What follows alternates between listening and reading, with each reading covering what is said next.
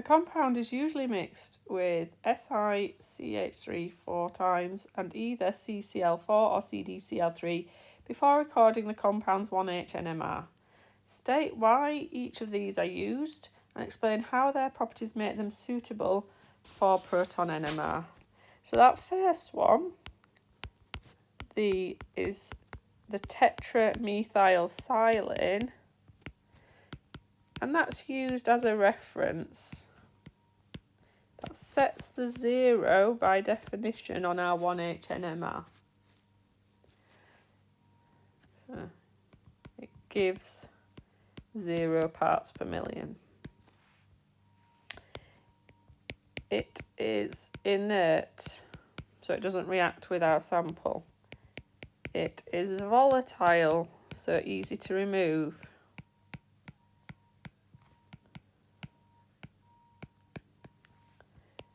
It has 12 equivalent H's, so produces one large peak away from all others.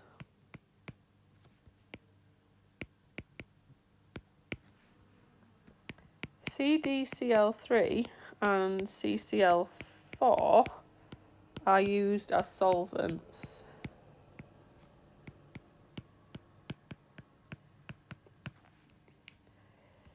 They're also inert, so don't react. Neither has hydrogen atoms, so give no peaks.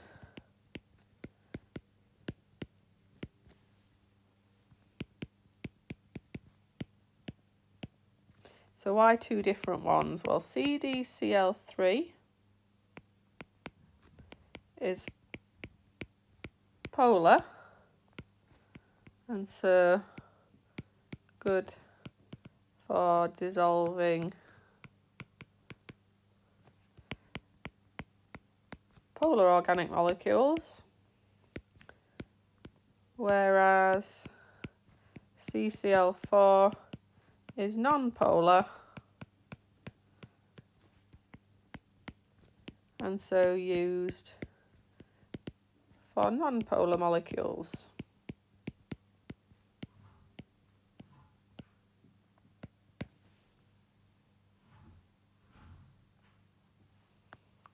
The next part of the question is about splitting patterns. So that is, remembering, is our telling us about the adjacent protons using the n+1 rule. So let's have a look. X has got one adjacent proton. So according to the n+1, 1 add 1 is 2, and we would have a doublet.